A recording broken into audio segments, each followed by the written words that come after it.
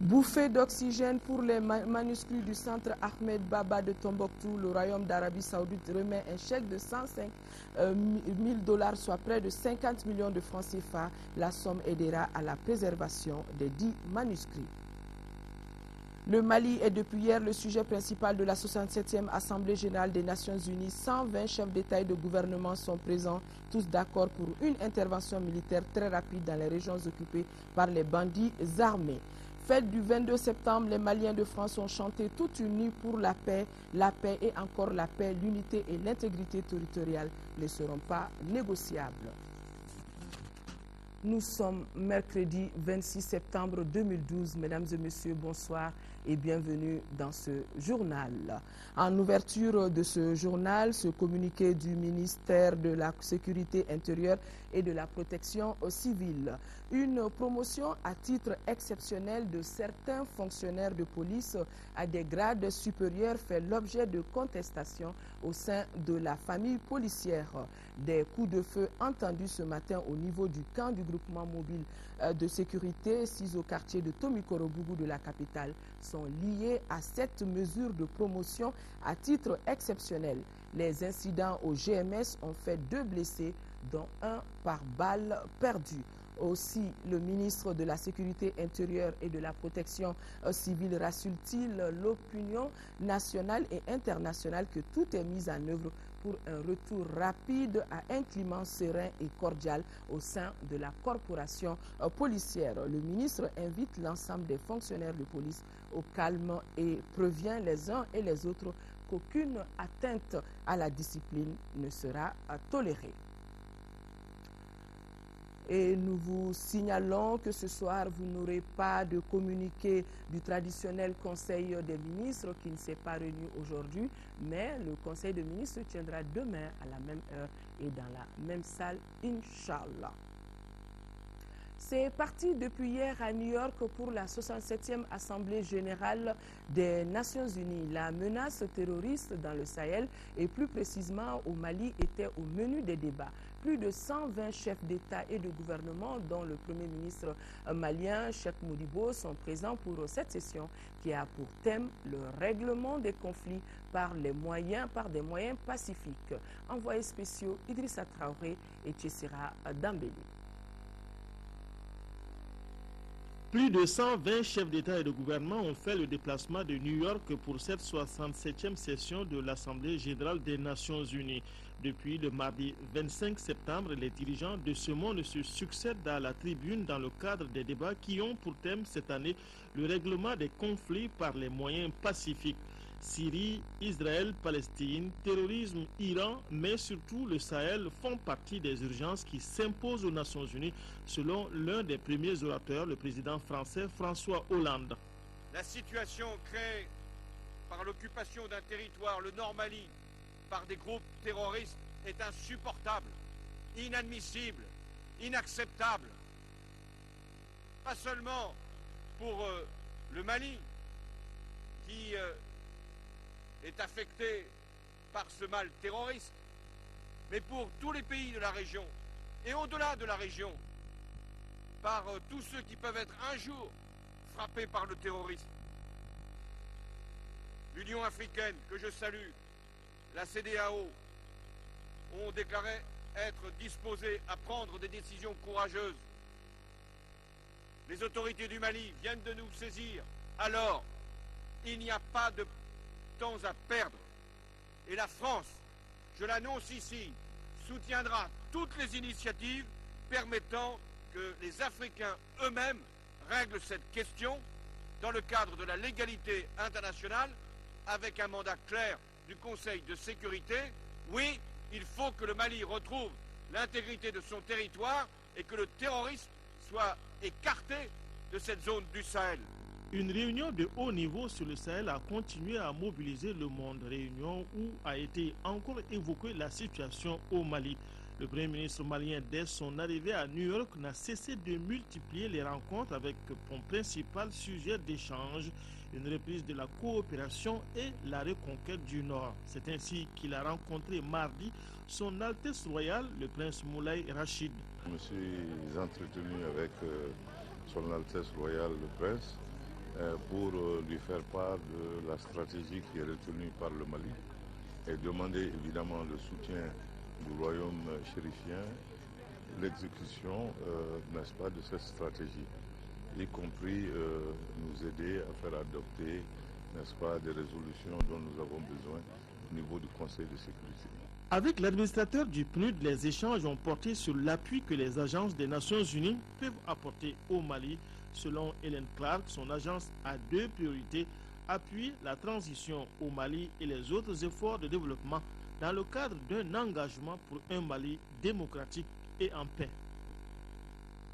Et nous venons de l'apprendre à l'heure où nous diffusons, vient de prendre la réunion de haut niveau sur le Mali et sur le Sahel. Et la principale conclusion, c'est que tous les orateurs ont estimé que la communauté internationale doit prendre ses responsabilités vis-à-vis du Mali et du Sahel. Nous reviendrons sur cette importante réunion sur le Mali et sur le Sahel dans nos éditions de demain avec nos envoyés spéciaux à New York. Ici à Bamako, la délégation de l'association des médiateurs de l'UEMOA était face à la presse. Cette délégation qui est en séjour dans notre pays. Depuis quelques jours, les échanges avec les journalistes ont porté sur les différentes rencontres que les médiateurs ont eues avec les personnes considérées comme acteurs impliqués dans la résolution de la crise que traverse notre pays. La délégation des médiateurs a également informé la presse qu'elle se rendra à Abidjan pour rendre compte de ce qu'ils ont eu comme conclusion ici à Bamako au président en exercice de la CEDEAO, l'Ivoirien Alassane Dramane Ouattara. Boubacar Sissoko a suivi cette conférence de presse pour nous. Lors de son séjour au Mali, la délégation des médiateurs de l'UEMOA a échangé avec toutes les personnes ressources de la crise malienne. Une occasion pour les sages de l'UEMOA de se rendre compte de la maturité du peuple malien, un peuple blessé dans son amour propre par des agresseurs qui imposent la charia aux populations des régions du Nord. Nous dirons qu'il faut rendre non crédible, minorer, mettre dans sa perspective minoritaire les fondements idéologiques de ceux qui disent qu'ils veulent installer dans ce pays un régime qui est fondé sur une interprétation minoritaire, ambiguë, étroite de l'islam, que ce n'est pas justifié, et que les valeurs les plus largement partagées de l'islam par le monde entier n'ont rien à voir avec l'interprétation abusive de quelques-uns. Devant les journalistes, les médiateurs ont estimé que le Mali doit être soutenu par l'ensemble des organisations islamiques dont il est membre. Pour ce faire, il faudrait une mobilisation nationale afin de faire face à cette agression. Durant les échanges avec les hommes des médias, les médiateurs ont annoncé qu'une délégation du bureau de l'association des médiateurs de l'UEMOA se rendra le jeudi à Abidjan pour soumettre au président Alassane Dramane Ouattara, président en exercice de la CEDEAO, leur appréciation et leur suggestion pour une issue heureuse de cette crise. 200 casques remis aux forces armées de défense et de sécurité du Mali. Ce geste du ministre des Transports et des Infrastructures routières vise à faire des hommes en uniforme de bons exemples pour le port des casques qui sera bientôt en vigueur sur toute l'étendue du territoire. La cérémonie de remise a été suivie par Mamoudou Sidibé. Cette cérémonie de remise des casques aux forces armées et de sécurité constitue un geste symbolique pour magnifier le lancement du port des casques au Mali. En nous remettant ces casques, c'est pour nous, les forces de sécurité, de donner le bon exemple. Je lance ici un appel solennel à tous les personnels de la gendarmerie pour que le port du casque soit effectivement une réalité. Cette décision, on va l'appliquer dans toute sa mesure. Et on profite de l'occasion aussi pour exhorter la population à suivre les consignes données pour le port du casque, qui est très utile pour tous les porteurs, pour tous ceux qui utilisent la moto.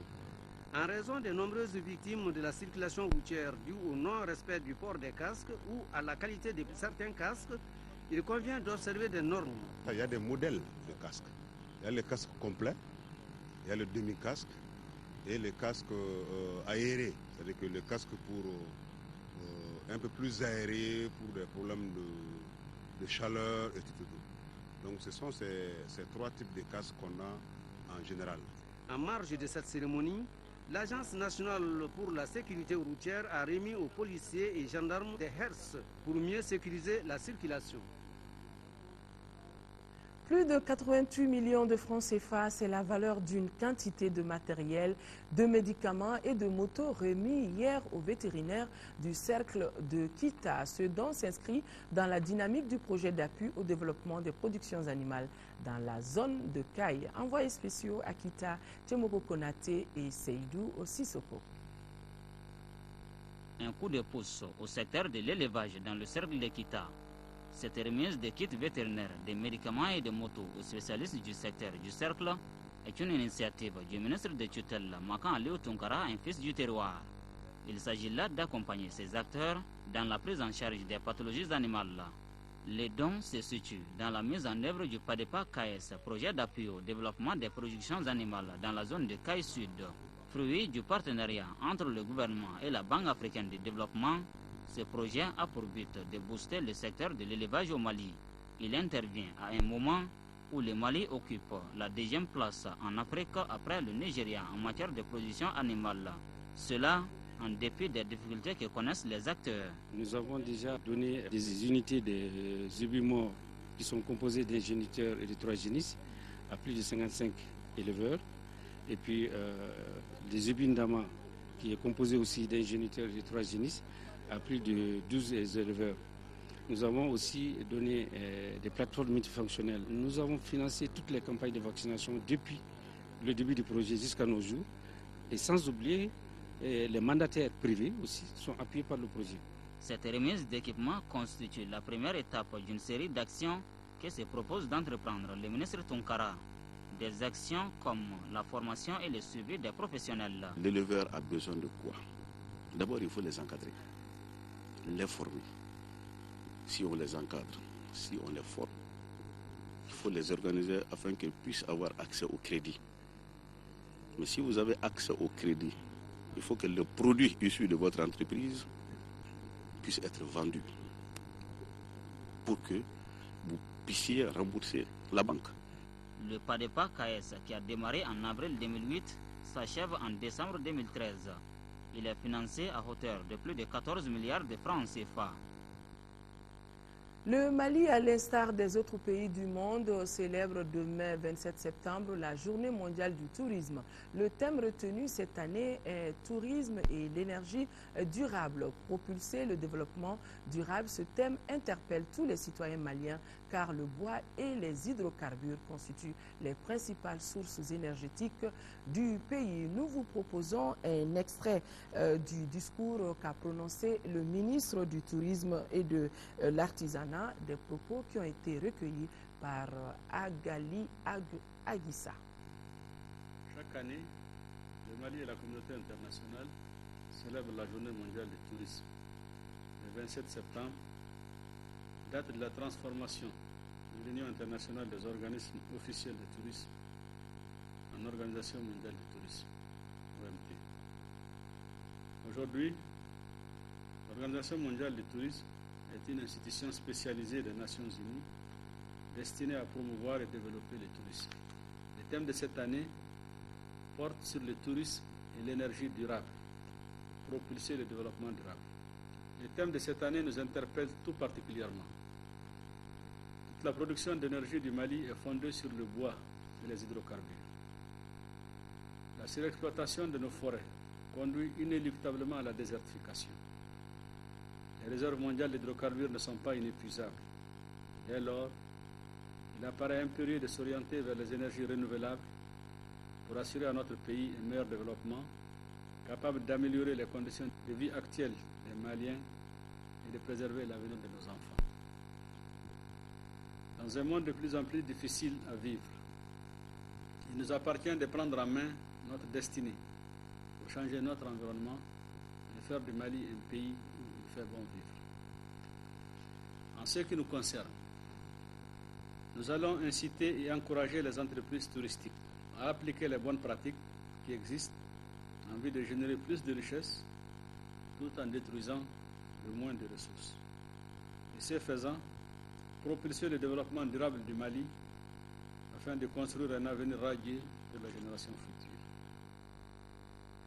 Le Royaume d'Arabie Saoudite, je vous le disais dans les titres, a remis un chèque de 105 000 $, soit 50 millions de francs CFA, et cela pour la préservation des manuscrits de l'Institut Centre Ahmed Baba de Tombouctou. Cette aide fait partie du protocole d'accord signé entre les deux pays, et cela depuis 2006. Le chèque a été remis par l'ambassadeur d'Arabie Saoudite dans notre pays. Compte rendu Fademba Keita. Ce chèque de 105 000 $, soit environ 52 millions de francs CFA, remis par l'ambassadeur d'Arabie Saoudite au Mali, représente la troisième et dernière tranche de l'aide accordée à l'Institut Ahmed Baba de Tombouctou. Les deux autres tranches de 100 000 $ ont été respectivement versées en 2007 et en 2009. L'Institut des hautes études et de recherche islamique Ahmed Baba a postulé à un appel à subvention du Royaume d'Arabie Saoudite pour bénéficier de cette aide dont le montant global était de 305 000 $. Le Royaume d'Arabie Saoudite a toujours contribué au fonctionnement à toutes les activités du centre Ahmed Baba. Je suis choqué de ce qui s'est passé à Tombouctou. L'intégrité territoriale et l'unité du peuple malien ne nous importe pas uniquement en tant que peuple saoudien, mais ça importe l'ensemble du monde entier. Cette aide sans cesse renouvelée des autorités saoudiennes prouve que celles-ci sont sensibles aux difficultés que notre pays traverse. Cet appui sera d'un appréciable concours dans la poursuite des activités de recherche sur les manuscrits de Tombouctou pour approfondir davantage nos connaissances ancestrales et favoriser la voie d'un développement endogène du Mali. De sa création à ce jour, l'Institut des hautes études et de recherche islamique Ahmed Baba de Tombouctou a bénéficié de la part du Royaume d'Arabie Saoudite d'une subvention totale de 980 000 $, soit environ 490 millions de francs CFA. Cet appui doit servir entre autres à l'acquisition et à la conservation des manuscrits, des équipements, des consommables, des ateliers, des éditions et à des communications. Voyons à présent ce qui fait l'actualité dans nos régions. Les diocèses du Mali se mobilisent pour la paix. Ces différents diocèses viennent d'organiser une grande rencontre sur la paix à 100. À l'issue de cette rencontre, les délégués des régions du Mali se sont dit prêts à accompagner les autorités maliennes pour toute initiative tendant à renforcer la paix dans notre pays. De Ségou, la correspondance de Kandé Silla. Une paix durable pour un avenir durable. Ce thème de la journée internationale a mobilisé à 100 les délégués des dynamiques des régions du Mali et du Burkina Faso. Les religieux sont venus signifier aux autorités leur aspiration à la paix et rien que la paix. Nous sommes partis sur un bon pied parce que les hommes, il faut qu'ils se parlent pour se comprendre.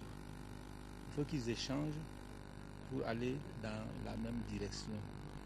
Et l'approche actuelle me semble la meilleure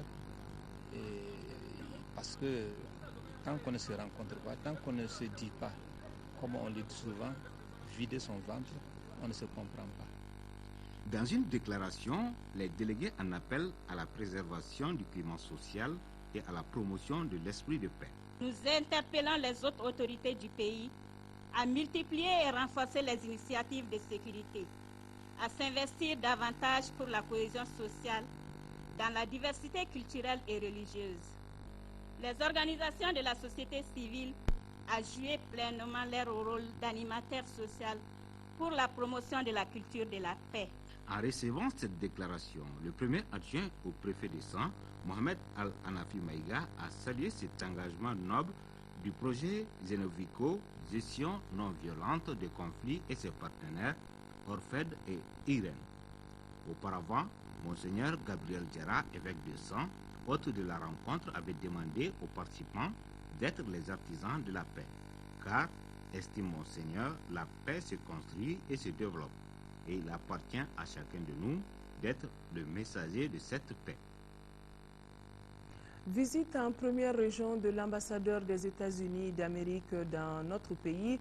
Madame l'ambassadeur, avec la délégation qui l'accompagne, l'ambassadeur a donc visité le centre de santé communautaire de Lafiabougou et le village de Dar Salam dans la commune rurale de Samé-Diagoua. Le programme alimentaire mondial PAM mène des activités de nutrition alors qu'il procède à la distribution alimentaire gratuite, cela avec le soutien financier des États-Unis. Correspondance depuis Caille de Idrissa Ngoulou Sissoko. La première étape de la visite de son Excellence Marie-Berthe Léonard, ambassadeur des États-Unis d'Amérique au Mali, a été le centre de santé communautaire de Lafiabougou.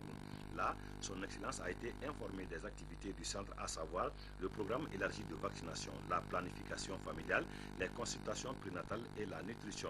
Ensuite, elle a visité les locaux et le magasin du PAM avant d'être édifiée sur les résultats du centre. À Dar Salam, le PAM, en collaboration avec Agro Action Allemande et l'AGD, procède à la distribution alimentaire gratuite, car ce village a été déclaré vulnérable après le déficit céréalier de l'année dernière. Le PAM bénéficie de l'appui des États-Unis pour mener ses activités à Dar Salam et au CESCOM de Lafiabougou. L'ambassadeur s'est réjoui de la bonne collaboration entre les différents acteurs. C'était pour faire le point des projets d'appui, d'assistance du gouvernement américain. Nous intervenons toujours dans le domaine de la santé, c'est ce qu'on a visité ce matin, pour voir pour la survie des enfants, la santé maternelle.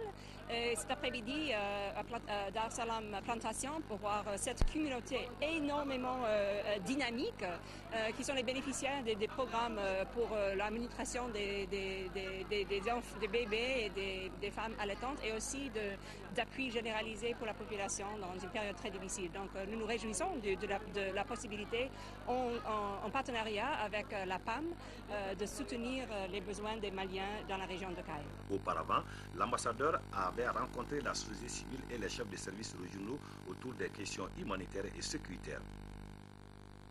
Deux nouvelles salles de classe et un bureau de direction pour l'école de Komana dans le cercle de Yanfolila. L'infrastructure vient s'ajouter aux diverses contributions faites par la société d'exploitation minière Goldfields. La remise s'est effectuée en présence du ministre des Mines. Envoyés spéciaux à Komana, Adama Keita et Moïse Traoré. L'entretien des routes fait partie des engagements de la société minière Goldfields. Dans le cercle de Yanfolila, à Komana, le 52e anniversaire de l'accession du Mali à l'indépendance est marqué par l'ouverture de deux salles de classe et d'un bureau de direction. Coût de construction et table-banc estimé à environ 14 millions. Le nombre de classes de l'école devenue publique en 2010 est ainsi porté à 4. Généralement, les gens attendent la phase d'exploitation pour commencer à faire des réalisations au niveau local. Cette compagnie est uniquement d'abord en phase d'exploration, et si elle commence déjà à marquer le terrain en offrant à ces collectivités une infrastructure d'enseignement, vraiment, ça nous va tout droit au cœur. L'année scolaire 2011-2012, l'effectif de l'école était de seulement 62 apprenants en double division dans deux salles. Le directeur du centre d'animation pédagogique du cercle de Yanfolila déplore donc que les enfants fréquentent plus les sites d'orpaillage que les salles de classe. Mahamadou Traoré insiste, l'école est le moteur du progrès et du développement. Les donateurs, le directeur général de Goldfields, l'ancien ministre Chekna Diawara et son chef de projet Jason Kanabag tablent sur une réserve de 1 500 000 onces d'or. Les travaux de construction doivent commencer l'année prochaine et se terminent en 2014, et la production doit commencer en 2015, ce qui permet certainement d'amener notre pays, avec ce qu'on vient de voir dans leur plan de travail, dans leur plan de production, certainement va hisser notre pays au rang de deuxième pays producteur d'or en Afrique. Célébration de la fête d'indépendance de notre pays, les Maliens de France ont affiché leur unité pour la symbolique du 22 septembre. Plus de 7000 personnes ont répondu à l'appel de Razi Hamadi. Razi Hamadi, c'est le député socialiste élu en Montreuil en France. Les Maliens et les amis du Mali ont clamé haut et fort que l'unité et l'intégrité territoriale du Mali ne seront pas négociables. Le grand rassemblement pour la paix au Mali a mobilisé, ce que nous dit notre correspondant à Paris, Makanfi Konaté, plus de 50 artistes, et cela de toute l'Afrique.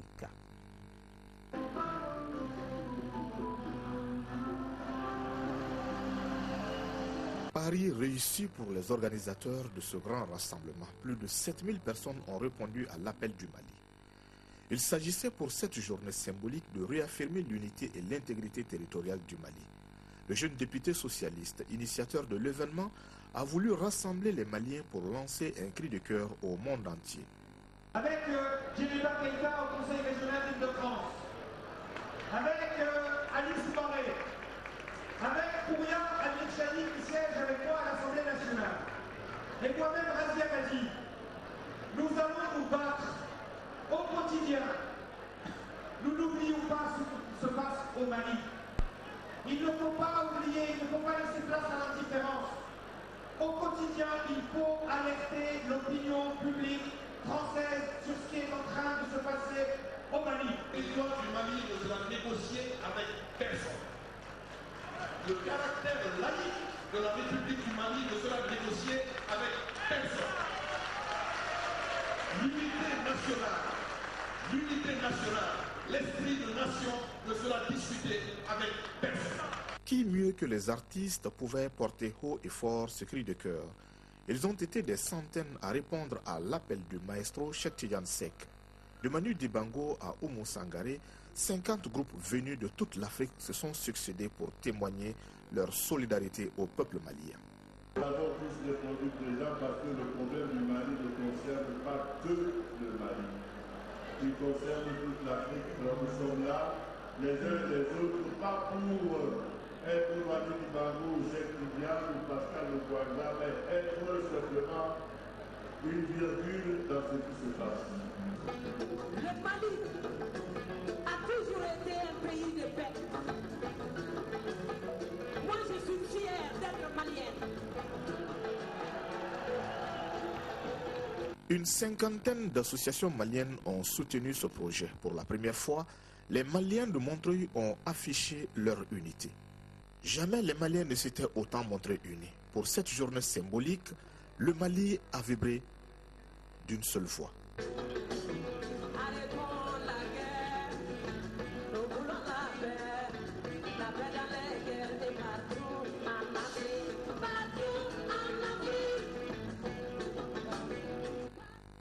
Pour une fête d'indépendance, cela valait le coup. Toujours des messages de félicitations à l'occasion de la célébration de la fête d'indépendance de notre pays.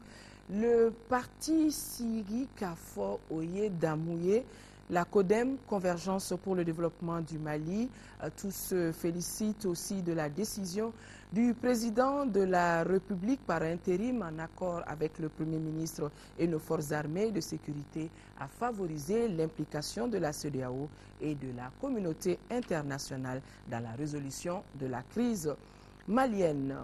Dans une autre déclaration qui nous a fait parvenir le mouvement populaire du 22 mars MP22, le mouvement décide de consacrer désormais son énergie à la constitution d'une véritable dynamique populaire à travers notamment un processus d'assises nationales populaires. Le MP22 estime par ailleurs qu'il ne sert à rien de participer à une parodie de convention dont les résultats sont connus à l'avance. Du 16 au 24 novembre prochain, la capitale tunisienne abritera la 24e session des Journées cinématographiques de Carthage. Cette manifestation biennale est fondée sur la présentation publique des productions cinématographiques du continent africain. L'événement qui rassemble les professionnels du 7e art est aussi un espace d'échange et de rencontre entre les acteurs, les réalisateurs, les producteurs, les distributeurs et les techniciens, autres interprètes du cinéma. Et l'édition de cette année, qui est co-parrainée par Souleymane Cissé, verra la participation d'une forte délégation malienne composée d'artistes, musiciens et de cinéastes. Modibo Soare a tendu son micro à Mohamed Chalouf, un des membres du comité d'organisation du Festival cinématographique de Carthage. Les Journées cinématographiques de Carthage sont le premier festival du cinéma de tout le continent africain. Ils sont nés en 1966. C'est à l'initiative du père du cinéma tunisien qui s'appelait Tahar Cheria, et avec la complicité d'un de ses amis fraternels qui était Sam Ben Osman. Ce premier pionnier du cinéma sénégalais a rencontré Tahar Cheria au Festival de Cannes quand il présentait son film La Noire 2 dans le cadre de la Semaine de la Critique à Cannes. Et ils ont décidé de créer un festival de cinéma dédié au cinéma africain et arabe dans le continent, et c'est comme ça que sont nées les Journées cinématographiques de Carthage. C'est un festival ouvert, dont la compétition est ouverte aux films faits par des cinéastes d'origine africaine ou arabe. Et les prix sont des tannites, d'or, d'argent et de bronze. Et il y a 3 catégories de films de compétition: les longs métrages, les courts métrages et les documentaires. Quelle est l'innovation majeure qu'apportera ce festival après le printemps arabe survenu en Tunisie? Il y aura une nouvelle organisation. Le festival n'appartient plus à l'État comme avant. Il y aura un retour aussi aux sources du festival parce qu'on a abandonné notre sensibilité africaine. Les organisateurs des dernières années ont mis à part le monde cinématographique africain en privilégiant les Égyptiens et les gens qui viennent du nord de la Méditerranée. Dans cette session, nous allons traiter comme il faut le cinéma du sud du Sahara, à les inviter, les cinéastes africains en masse, à rendre hommage, par exemple, un grand cinéaste, le plus important cinéaste du continent, Souleymane Cissé. À travers l'hommage à Souleymane Cissé, on va rendre hommage au Mali, un pays frère qui est en train de vivre des moments difficiles. Et ça, pas seulement à travers la musique, le cinéma, mais la musique, la photographie.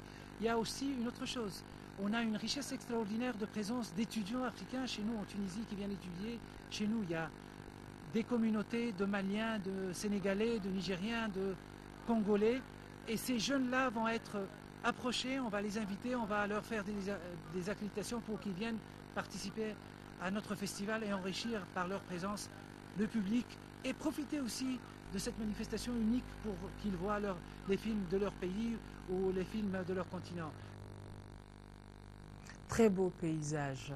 Un sport football féminin du 27 septembre au 7 octobre prochain aura lieu à Abidjan, en Côte d'Ivoire, le tournoi UEFA de football féminin. Les aigles footballeuses seront de la fête et pour cela, voici un avant-papier signé de Assa Soumaré qui va être notre envoyé spécial pour cette compétition. Les aigles dames se sont envolés aujourd'hui pour Abidjan en vue de participer au tournoi de l'Union des fédérations ouest-africaines UEFA de football féminin qui aura lieu du 27 septembre au 7 octobre 2012. Dans le tirage au sort effectué, 2 poules ont été constituées. Dans la poule A, la Côte d'Ivoire, pays hôte, le Libéria et le Mali.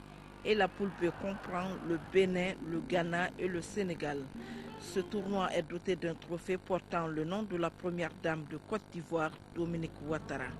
Le vainqueur remportera la coupe plus la somme de 10 millions de francs CFA, tandis que le finaliste malheureux aura 7 millions de francs CFA et le troisième 3 millions de francs CFA. A noter que le Mali entre en lice le samedi 29 avril face au pays organisateur, la Côte d'Ivoire. Des hommes naissent toujours, des hommes meurent toujours. Et ce soir, encore une fois, une page noire dans ce journal. L'adjudant-chef à la retraite Madou Traoré, dit pompier Madou, n'est plus. Il a été conduit cet après-midi à sa dernière demeure au cimetière de Daoudabougou par parents et amis. Mamourou Sidibé a suivi le convoi funèbre pour nous.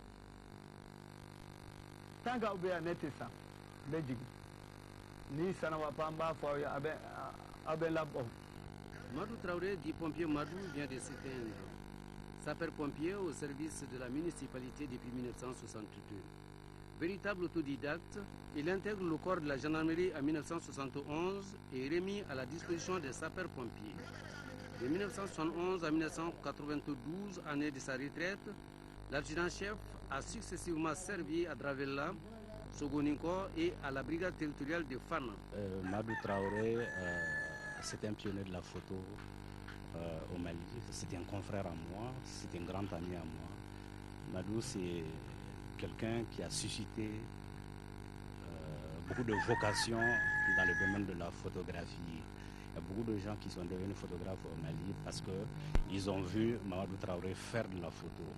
Mamadou Traoré a été un modèle dans le corps de sapeurs-pompiers avant d'être incorporé à la gendarmerie. On fait la même promotion à la gendarmerie. C'était une personne de ressources pour moi et tous les promotionnaires. Donc nous perdons en lui quelqu'un d'inoubliable. Son talent dans la photographie a fait de lui un reporter d'images exceptionnel. Pompier Madou, un artiste confirmé, fut aussi l'invité de l'émission Nyangara. Il avait pour passion la photographie et l'agriculture. Avec son décès, un géant s'écroule, laissant derrière lui 2 épouses et plusieurs enfants. D'ores en paix, pompier Madou. D'ores en paix, pompier Madou, qu'on ne reverra plus dans les allées du Centre international de conférences de Bamako, où il trouvait du plaisir à immortaliser tous les événements qui s'y déroulaient. Ainsi s'achève cette édition. Demain, 10h, 13h, vous aurez rendez-vous avec Sira Bachili, 18h, 20h. Ndeye Sissoko prendra le relais. D'ici là, nous restons de cœur et d'action avec nos compatriotes des régions du nord du Mali vivant sous occupation. On ne les oublie pas, et cela jusqu'à la libération totale du territoire. Excellente nuit sur le RTM.